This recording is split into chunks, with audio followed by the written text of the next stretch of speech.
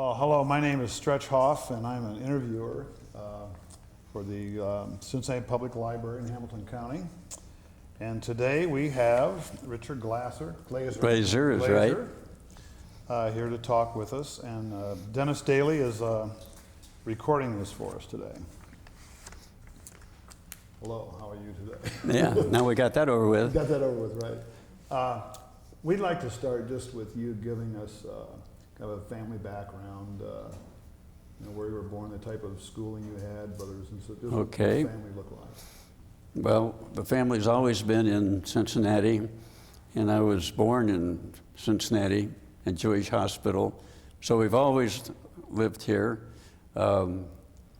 Quite some time in Pleasant Ridge, which is a neighborhood of the city, and then from there, our two sons, there's Keith and Scott, went to Walnut Hills High School, and from there, University of Cincinnati. Wow. And I've always been involved with the University of Cincinnati of some. Good. So mostly in grade school and all those times, I was mostly involved in Boy Scouts, stayed with them until Army time came along. Wow, that's a long time. And at high school, I was interested in the military and used to draw machine guns very carefully, the 30 calibers, and then I would get Army field manuals which told you about the platoon and squad formations and so forth. So I was real interested in this stuff. How old was that? How old were you in school? Well, let's see. I was graduated in 42. So I guess I went in, 38, 39, 40. Yeah. So I was very much interested, but I also was interested in architecture. But when they have these committees that meet at your senior year, and we talked to this architect who was well known for doing all of Miami University buildings. But he said, unless you had a wealthy patron, forget it. Well, we did not have wealthy patrons, so we kind of forgot it. Without the cost of schooling, you mean? Yeah. Well, clients. Oh. Clients are critical, you see. Yeah. But what happened was, this is serendipity, I think.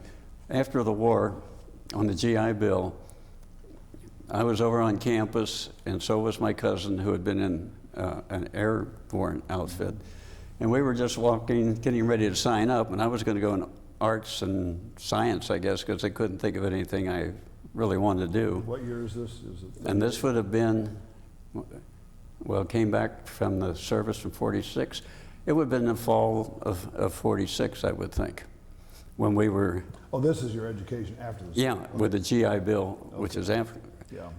And I ran into him on campus, and he said, I'm heading over to sign for architecture.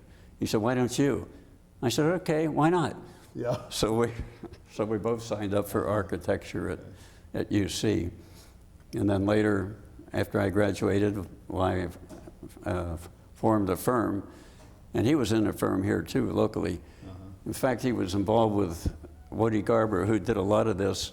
And a lot of the plaza had leaking problems. And I don't know how they figured that one out. Wow. But we weren't into that. We weren't into the leaking problems. Yeah. Well, so let's go back a little bit. You skipped the whole war on me here. Yeah, we moved the whole. Yeah, we moved the whole. This will be a short meeting. Yeah. So after high school at Walnut Hills. Right. Then what did you do? What year was that? You graduated in 42, you said. From Walnut Hills. Okay. And then went to UC for several months in the business, accounting, that sort of thing, which I thought was terrible. I hated that. And at the same time, I had a couple years of basic ROTC and served on a rifle team. But then I quit. Then I tried to get into the enlist in the services, and at that time, I weighed less than 105 pounds and was 5 foot 2 inches high. Now, how did that all change? Well, I found out when you took a physical, they had your pants on. So on my next physical, I loaded my pants up with 22 shells. And I was loaded up with shells, and I passed. Okay, so you're 18 years old? Well, I think by that time, I was probably going on to 19. Okay, okay. I think that at that time. But So you fooled the draft board. Okay, that's right. all right. So then we were sent to, I didn't realize that all the men coming in at the time were infantry replacements. But we were sent to an infantry replacement center. 1942, so. You know, we were at Camp Wheeler in Macon, Georgia. So that's how we got into the infantry. And that was what during the lapse of that time there, when I couldn't get in, I was taking typing courses and shorthand, which I didn't like either. Yeah. But I finally did convince them that I weighed more than 105. But the amazing thing was, I grew 6 inches during basic training. In a 16 weeks basic training, nobody can figure out how that happened. I went in there and I was about 5'2" or 5'3", and came out 5'8½". They put you on the rack or something? I guess it was the exercise or Yeah. something. It was, so that's how that Yeah. got. So where was your basic training again? That basic training then was at Camp Wheeler, Okay. which is in Macon, Georgia. Okay. So that was the basic training, and then from there, shipped overseas to Europe. Okay. And the one fellow's picture there is John Deal. And John Deal and I were together and very close friends, and we were hoping to be together when they separated us over in France. So did you go right to France from basic Yeah. training? Okay. Well, they go there, and that's where they made the selection for the infantry replacement people. But John got into the 29th Infantry, and I found out a few weeks later he was captured, but not necessarily killed. And then I went into the 2nd Armored because all D's went to the 29th, and G's on down went to the 2nd Armored. Okay. So Did that's you how, still fit in the tank after you grew 6 inches? oh yeah, we got big guys in the tank. Yeah. Were you a tank driver? No, in the no, tank, or- no. Actually, with the infantry, there's an armored infantry regiment, Yeah. and they go along with the tanks, Okay. and that's where we were. All right. So that's the type of outfit. So when you got to France, what was your first site or location of combat? Well, when we got to France, we loaded on 40 and 8s. You know, those old trains, 40 men Flatbed trains? and 8 horses. And that's what they took us up to the front. And at that time, the outfit was holding the line. You know, they were dug in and the tanks were held back. But the process was, which is sort of interesting, they took you up to a place where the buildings were all shot up, and the sergeants came and made selections. And they explained, now on this half track, we're going to put you on that. We're going to run fast over this field, and the Germans try and drop mortar on the half tracks and see if they could hit them. And they encouraged us and said they were only hit once. So it wasn't our half. So that's how we got. So I'm not quite sure. They had just gotten through the Siegfried Line. They hadn't gotten to the Rohr River, and certainly not to the Rhine River. So that's where we dug in and started our. Were you on the Siegfried Line? Was that what? Were you on the Siegfried Line? No, well, no, it was already captured. They went around. We had gotten through that. So my first experience, a few days with the outfit, a whole line of Germans came up to surrender. Of course, I was a little nervous, and turns out they were mostly old men and children. Boys, yeah. So I could get them lined up against the wall and yell for the sergeant, and that was my first experience. What town were you near? I'm trying to get a location here. Well, if you can think of, if you know where Maastricht or Hasselt, there's a town Jülich and a town Linux, either smaller towns, but they were good-sized towns on the Rohr River. Okay. And those were the first attack times. Okay. In fact, I guess our first attack was before Thanksgiving to a town called Giesenturken. And they tell me that's church. But anyhow, there were two tanks. There were two divisions, a infantry division and the armored. So we took that town, and our nights were spent, because the rain was just terrible. And they tried to serve us food, like Thanksgiving stuff, that was all full of water.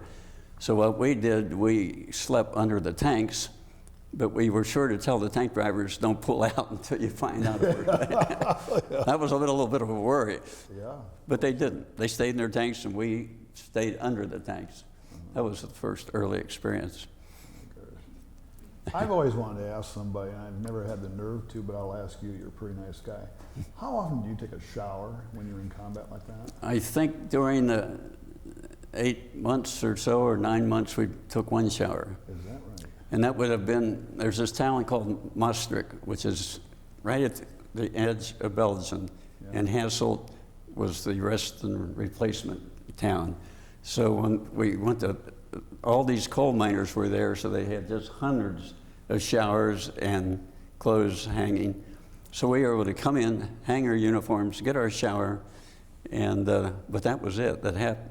Is that right? So you wore the same clothes for all those months. And you wonder why they all got black all around the column. Oh my goodness. I bet you came home, the first thing you do was stay in the shower all day, Yeah. probably. Well, that's right.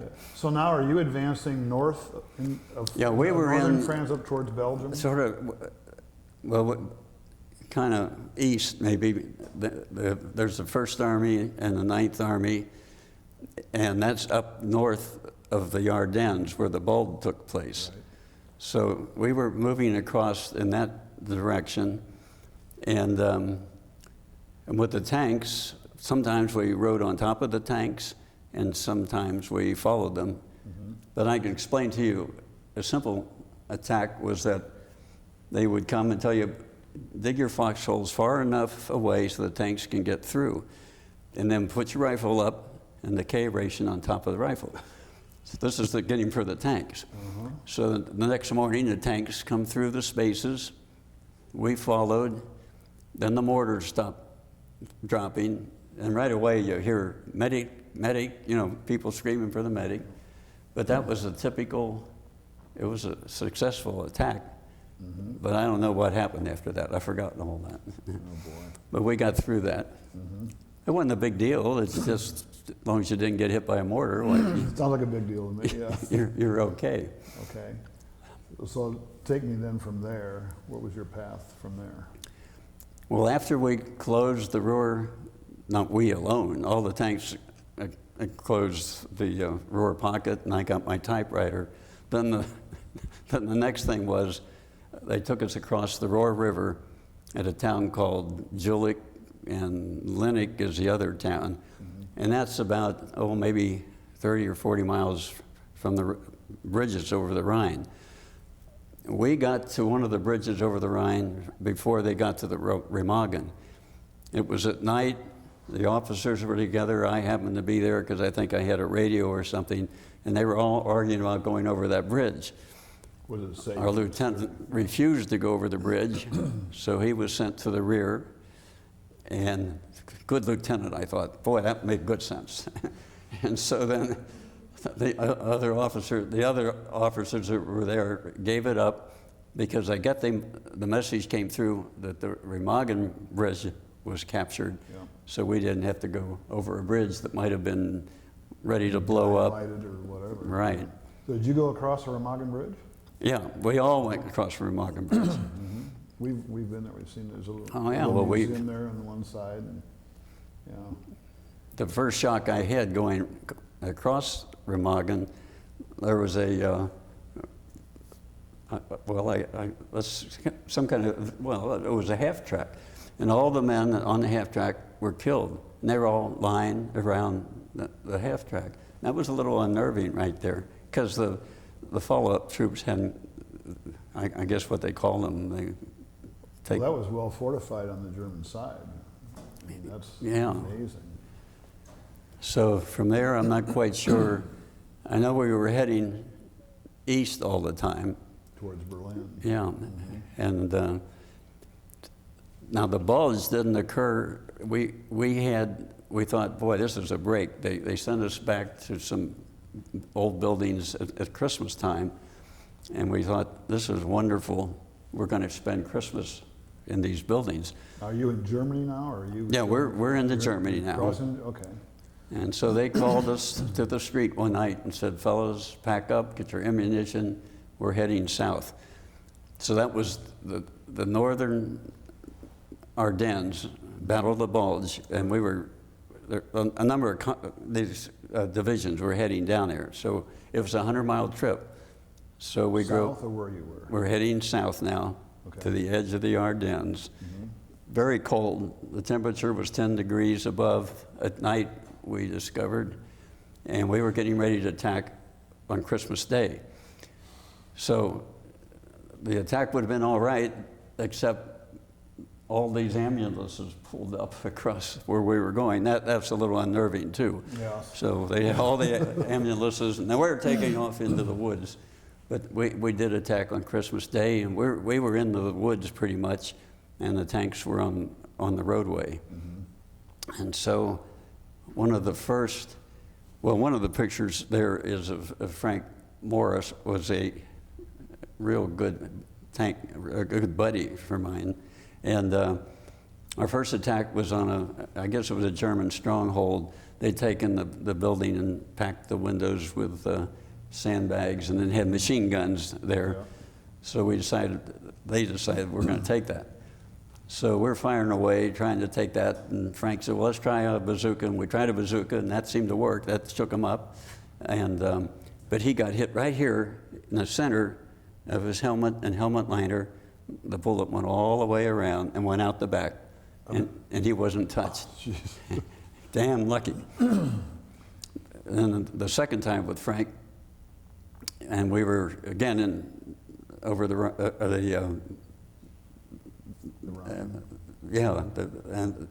we were over in another building on the same site, I think. Mm-hmm. And armored equipment came up the street, and we didn't just know whether to fire on them or not. But Tech Sergeant Wade, who was a darn good platoon sergeant, he wanted me to go with him because I guess I was acting as a runner or something. With your typewriter. Yeah, well, I didn't take the typewriter this time. So we were on the snowy road. The armored vehicles from the Germany saw us, and when we were lying there, we could see the bullets going right up the roadway. So luckily they missed us. But we got up to where our tanks were, and there are telephones in back of the tanks, so you can call the tank driver, mm-hmm. and we couldn't get them to attack. So they wouldn't attack the... And then Frank Why wouldn't they attack? They were afraid that those might have been Panzers or something, but they weren't. They were just regular armored vehicles mm-hmm. of some sort. And Frank got wounded, not too badly. He was walking wounded, gave me his .45 and said, will you take care of it? And I said, yeah, I'll be glad to take care of it, but I never saw him again. Once he was... He wasn't killed. Once he went to the back, why, they probably reassigned him to some other unit. Yeah. Did you ever fight against Panzers? Not if we can help it. Yeah. We would be with the infantry, unless the anti-tank people were with us, we really didn't have the equipment to knock out those Panzers, who were so much better than our tanks. Oh, yeah. Much bigger guns, and what they did have, you've heard of the German 88, and we'd been under that kind of fire, but the minute it fires, it's almost right on you. Mm. I mean, it's so fast you don't hear it. So, but luckily we were shot at, but we weren't hit. Well, you were in the thick of it all the time. Well, a lot of guys a lot worse, actually. They were. Mm-hmm. Yes, we attacked in the Battle of the Bulge. We rode on tops of tanks and attacked a town, mm-hmm. and then sometimes the goal is we're on either side of tanks, going into houses, making sure there was no, I think, a home Nebelwerfer or something like that, mm-hmm. that would destroy a tank. So we did that, and we were in the woods quite a bit, which was a little difficult because you never know if a German outfit is somewhere in the wooded area. Now, did you get, you're going south? We're heading south to the edge of the northern edge of the bulge. This is before the bulge started, or is it already going? No, it started. They're way up there. Okay. The German tank, they're looking for gasoline, and they were up there. And before we attacked, I am told our commander, rather, Ernie Harmon, said he misread the orders, so he attacked. The orders, I understand, said don't attack until you get the word, but he attacked, and he blunted. As we moved in, we blunted the German drive, and they were out of oil and ammunition. And then there's a town called Houffalize, right in the center of Luxembourg. And so by the time we got to that, the airplanes were flying, and you could see Germans destroyed mile after mile. So it worked okay. Well, so you arrived after the battle had started. Is that true? That was the timing? We arrived after the Battle of the Bulge. I think the Battle of the Bulge started December 15th, and our attack was on Christmas Day, December 25th. Okay. So the Germans had done pretty well. Tell me how cold it was there and what Very cold. The conditions that you lived under. It was about 10 degrees, they said, above zero. And so I tried to sleep on the back in a half track, and that doesn't work because that's all steel. So finally we all ended up just lying on the ground, and we had one blanket. That was it. So it was cold. So I hate snow ever since. Do you go to Florida in the winter here? I wouldn't stay here in Cincinnati if I could get out of it. No, that's right. You know, I've, of course, read about that battle and how the terrible toll on both sides. I mean, it was just a huge... We were more lucky than the infantry divisions themselves because we had tanks with us, and they would put up good protection. And even on the attack sometimes, you know, the Germans have foxholes all out with people in them. By the time we got to the foxholes, all those Germans were dead because the tankers took care of that. So it was better. So you were there, that lasted about 4 weeks, the Battle of the Bulge, right? I think part of it. 4 to 5 weeks, something like that. And so once that line got reestablished, I mean, that was the last big surge by the Germans. Yeah, then from then on, we started to drive towards the Elbe. And you can see on our map, there are little cities called Paderborn and Lippstadt and all these cities that we took. In some cities, one I remember, we took a whole regiment surrendered. Wow. Which is how many men? How many men in a The what? How many men in a regiment? Well, let's see. I knew he would ask you that. Well, at least 500 or so. Is that right? It would be, and these fellows were ready to surrender. And then there was a discussion with all of us, who's going down and take the surrender? And so we got the one guy whose picture's in there, I think it's Williamson, and he said, well, I'll go down. So he went down, and there were all these Germans lined up with their rifles stacked, and he went down, in effect, took one guy? Yeah, one guy went down and took the surrender. They were ready you to... should have done that. Yeah. No, I thought I'd let him do that. Yeah. He's a good man for that. Yeah. I want to know a little bit more about the Bulge. With all the lives that were taken, all the injuries, there were like a little less than 500,000 on our side that were either killed or wounded. What was the method of evacuating those people? All I know and what I've heard or read about, it was the 106th Infantry Division that lost most of the men.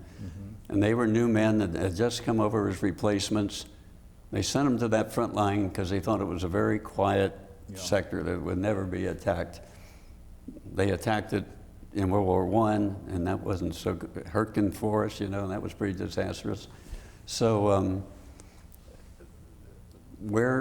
now with the Germans, whenever we captured them, we sent them back, just sent on back to others picked them up, except at Malmedy.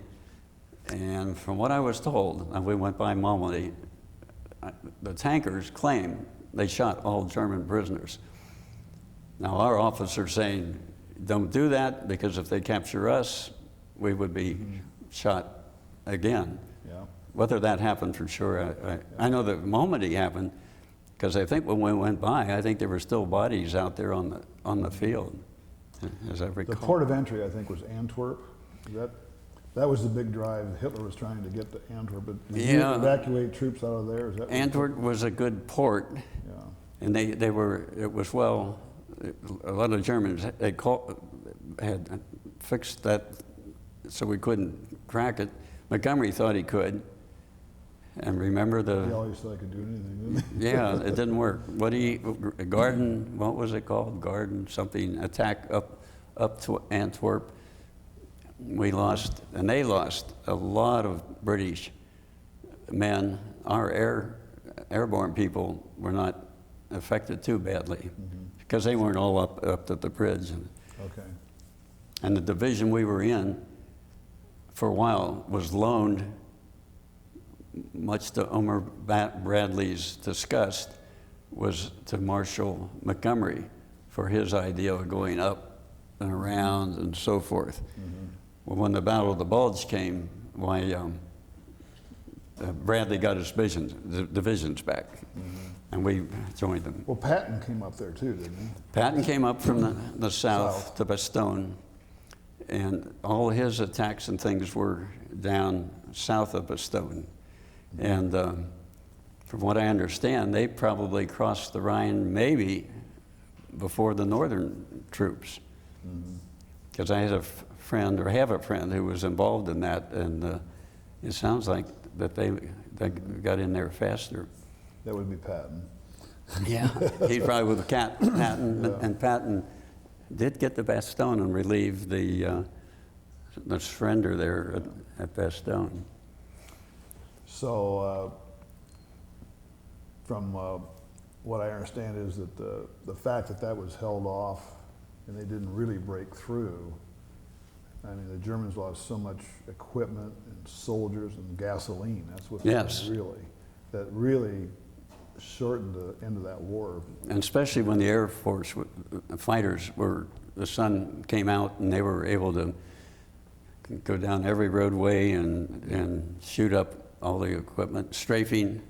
That was a big problem. Yeah. There was a lot of fog there for a while, right? And that's right. Cloud cover. So things really changed in a hurry. But a lot of Germans got back. You know, they were able to retreat and get back for further attacks later on. Now, was that army, the German army at that point, was that a lot of old men and young kids, or was that later? He created a million-man army at some point there. Yeah, I think there was a mixture. Even, I've been told, even brought in 14, 15-year-old kids who were in a military school or whatever, and brought them in. And we didn't see, well, we only saw the ones that I captured when I first came in.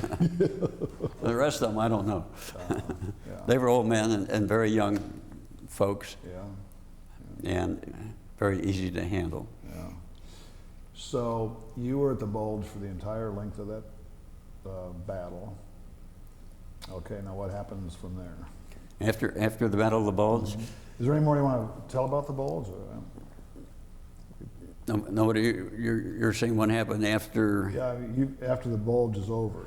Well, I think the first thing was we were regrouping for the attack all over Central Europe, Central Germany, and getting replacements and ammunition and so forth. So all of that, well, I guess it's, when was the Bulge was over?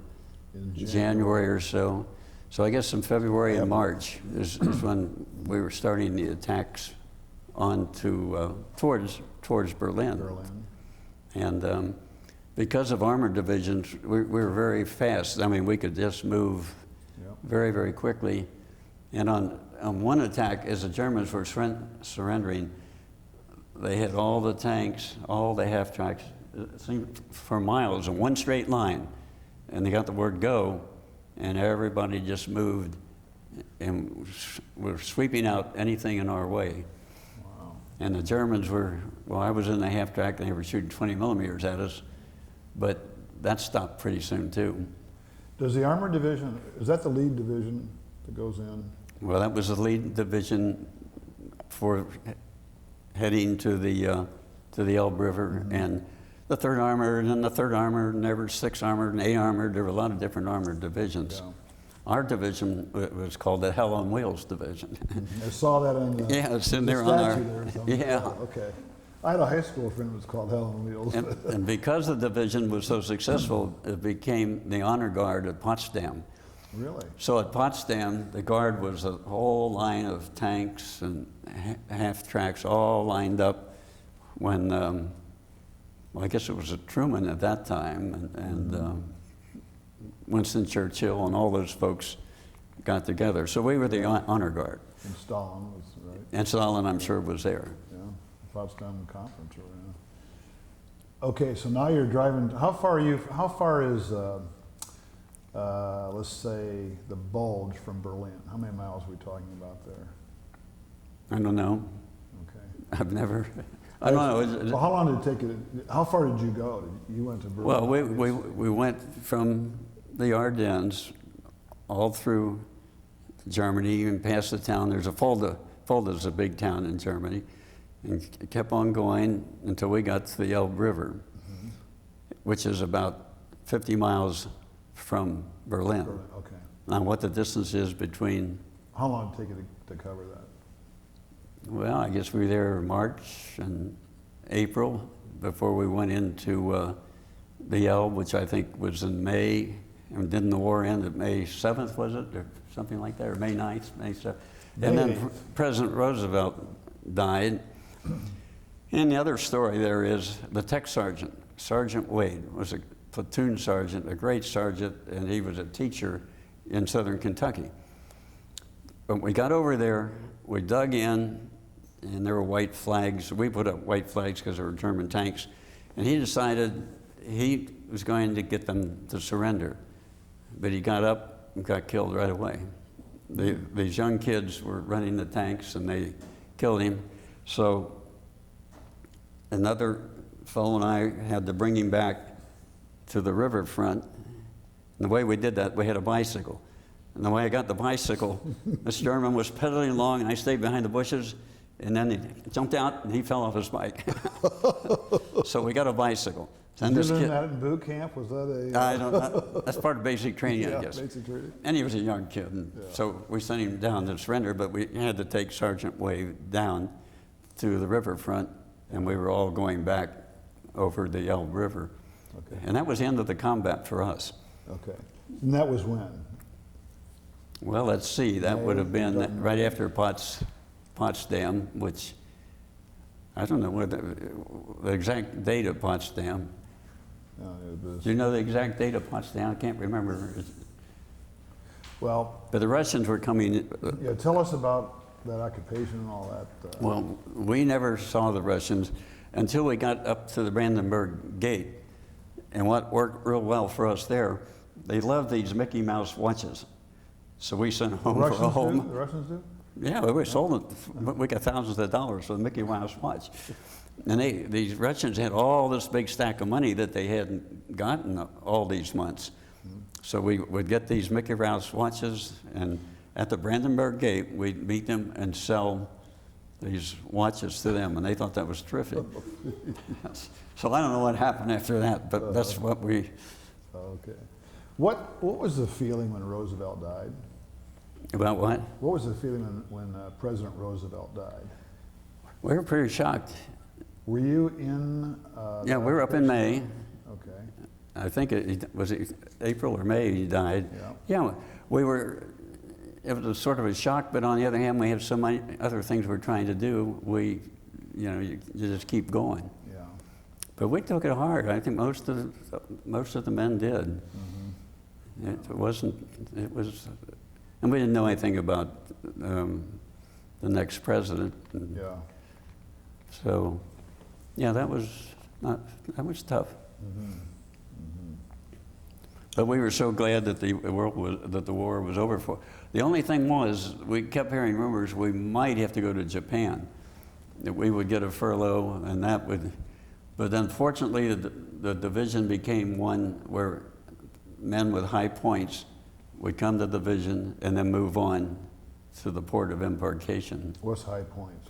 Well, you had to get so many points, like 51, 60, 70. If you've been there for a long time and had high points, you get to go home before guys like me had about 51 points, so I had to stay until February of 46. And sell the Russians Mickey Mouse watches. Yeah. Okay, so when you were in that Berlin area, where were you? Just the American zone? Did you stop there for several months or something? Yeah, there's I can't think of the name of the lake. There's a big lake there too. Might be Wannsee, I'm not sure about that. But we were camped out there in the houses, and we could, when we had time off, we could go on the lake, and I got a picture there doing boating on the lake, and it was pleasant, and finally we were getting hot meals, and that was all good. Shower? Yeah. Okay. Okay, then what happened after that? Well, I got discharged, that's what happened. Is that what happened? Okay, so. Well, once I was a staff sergeant at that point, and they said, if you'll stay some more months, we'll make you a tech sergeant, and if you'll just stay here. And I wanted to get back to college, so I declined the offer. Okay, so this is about May of 45? May of 45 is when we were in the Elbe. Right. Roosevelt died. Did he die May 7th, or was it April? I've forgotten which. Is it April? But then the war was over here, not over in Asia. So some troops they said they were going to use them, they'll let them go back to the States for 30 days, but they would be used in the Far East. And those guys weren't too happy about that thought. But fortunately, the war ended, and that was it. Okay. So you were discharged and then came back to Cincinnati? Yeah. Okay. Tell us about your life once you got back. Well, for a few months, we just chased girls. That's basically what. At that point, you were about 21 or 2, is that right? No, I don't think I was more than. Maybe more than 20. 20? Maybe less, because before we came home. Because you were taller now. I got taller. But we had all these troops for review lined up. So the general came along and he saw me. He said, "How old are you?" I guess he thought I was a kid. Well, I was, but. Yeah, sure. So anyhow, I had the pleasure, if that's a pleasure, of meeting the commanding general as he reviewed the troops.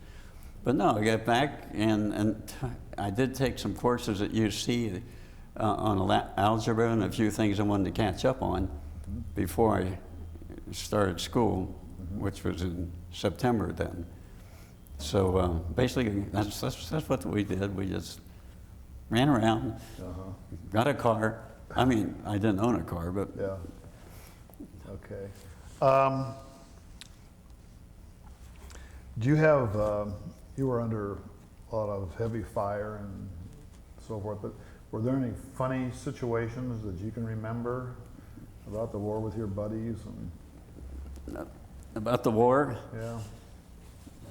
Well, let's see. The one I remember, we have a fellow called Chief, and of course he's an Indian.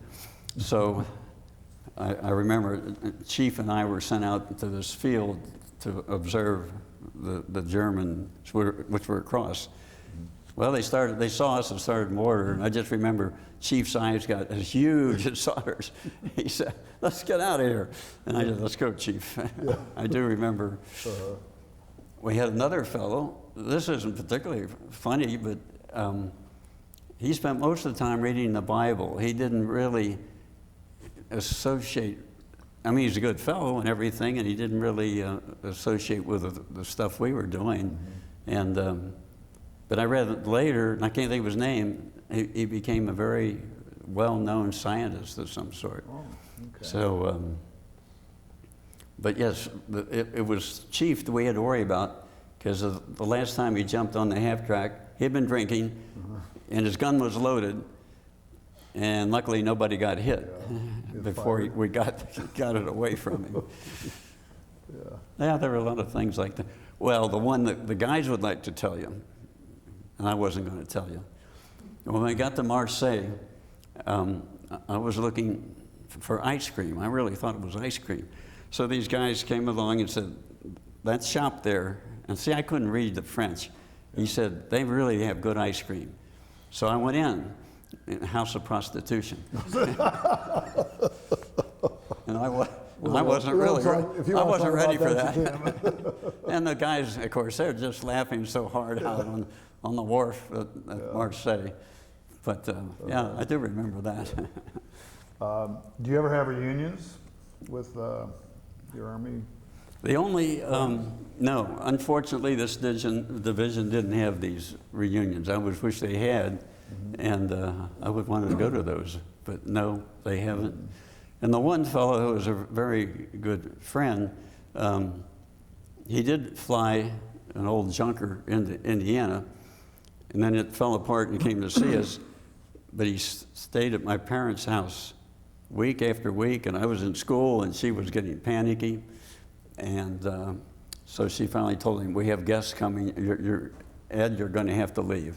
So he finally left. But that's the only one that I've seen then. Okay. Did you ever see or meet, did you ever see General Patton or any of them? Never saw General Patton, and I'm not sorry that we didn't see him.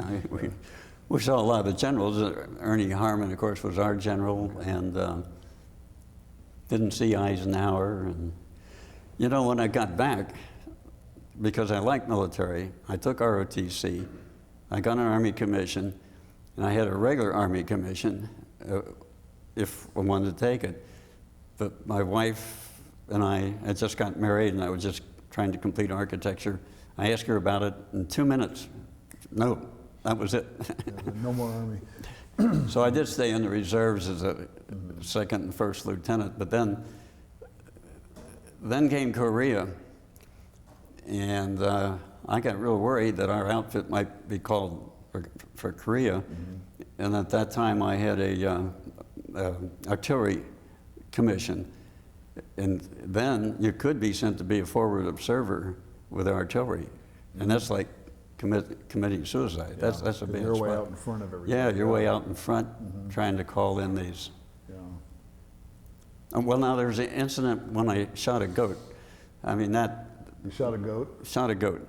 And the fellows seem to like that. But when you occupy some of these towns, all the shingles fall off, and you can hear anybody tramping on the shingles. So that night I was on guard duty, and I didn't take my rifle. I just took my little pistol that I had liberated, and I heard this clinking coming on. It wouldn't stop, so I started shooting, but it turns out it was a goat, and it wasn't anybody. The guys like that too. Yeah, I'll bet, yeah. Now, you were in a regiment, and how many people were in your regiment, and how many, I mean, did you have a lot of fatalities in your regiment? Or well, let's see. First, I think there are about 500 in a battalion, and if you have 4 battalions, I guess 125. Yeah, something like that. We lost 2 people out of our squad. The one was lost in the Battle of the Bulge, where we had to get from this building to that building, and the Germans had this automatic weapons going. So we ran when the sergeant said, run, run. So but the one fellow who we called Sweet, really a great guy, and I think he had a wife, maybe a kid, he didn't make it. So the machine gun got him. So he was one of the wounded or killed.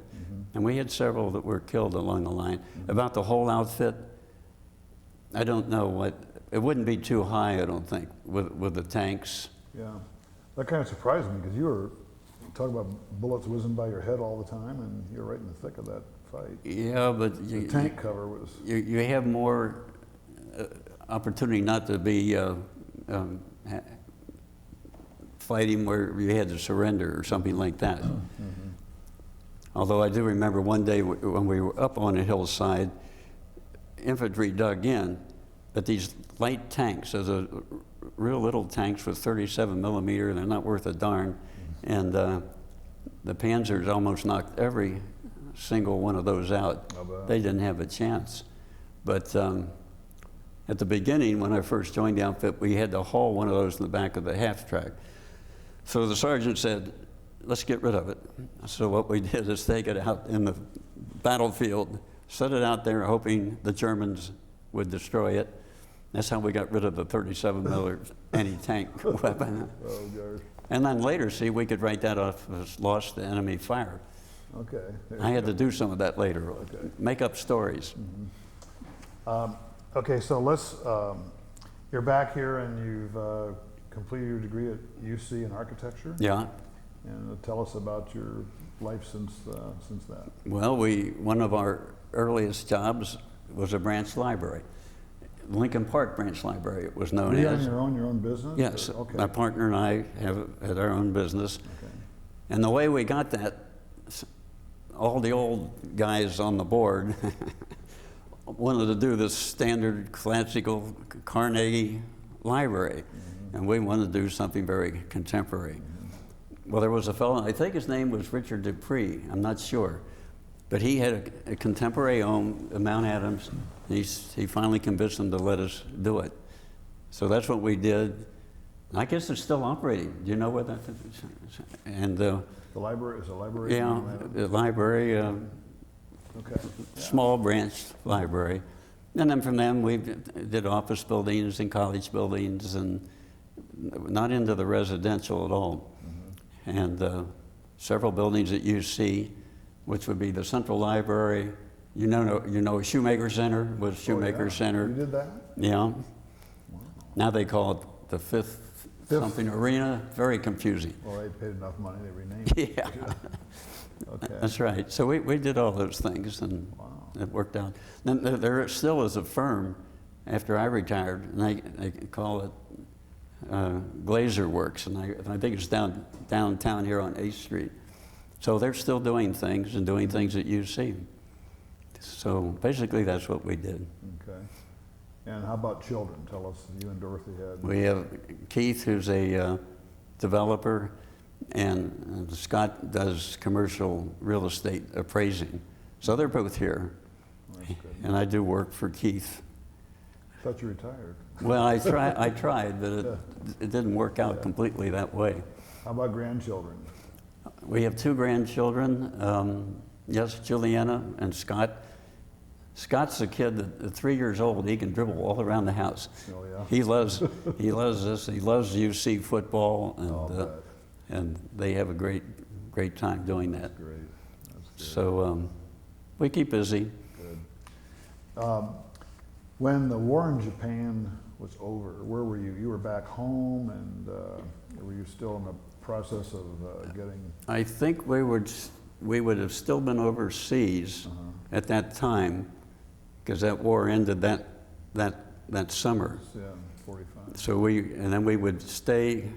Some of us stay some months more until we got our 51 points. Okay. So that's basically what we did when the war was over there. Okay. Didn't do a whole lot. Have you ever been back to Germany? And Yes, that we area to took see a it? tour.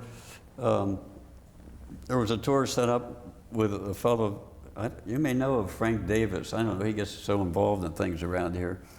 But anyhow, we did take a tour, and we saw most of the places we'd been. We went to Berlin, and What year did you go to Berlin? When was that? oh, it was, there's a big, I forget the Strasse that they have, which you can visit, and they have like a library of some sort that you can visit. The main thing was, in the building we were in, there was no air conditioning, so it was kind of miserable, and some of the people spent the night in the bathtub, and some, you know.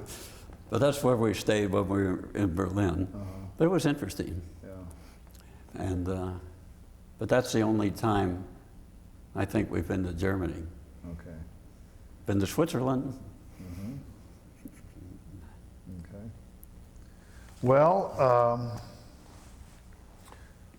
anything else you want to add? I think we've... No, I think I've said more than I should have, No, actually. we loved your story. Yeah, Terrific. well, Terrific. no, there's no more that I would really need to add that I can think of. Okay. Well, we certainly thank you for your service. You guys, Well, we enjoyed it. This is fine. you saved the nation, that's for sure. Well, we had a teeny piece, teeny piece. Oh, yeah, but thank you very much for today. But, you know, some guys that really, like Bill Vickers, you know, they had some tough times. And so what we did was no big deal, but they You got... guys keep saying that. Tom Brokaw says you don't think you're heroes, but you are. Well, I'm thinking of the guys that were there 4 or 5 years, or the guys that in the 2nd Armored Division who landed in North Africa, and then they went to Sicily, and then they saw Patton all the time. These are guys telling us. And then on D-Day, which I'm reading right now, boy, that was terrible. But there's St. Lo and St. Mary Glaser, I guess, where the guy got hung. Yeah. They still have something hanging there, by the way. Yeah, we went in and saw that. We turned the corner and it's a dummy hanging on the parachute up there. But it kind of took you back. And they have that glider museum there. Oh, yeah. So we did get all those parts in France and Germany and Belgium and those places. Yeah, that's still hanging there. That's right. It just, Make it new every year, probably. yeah, I know.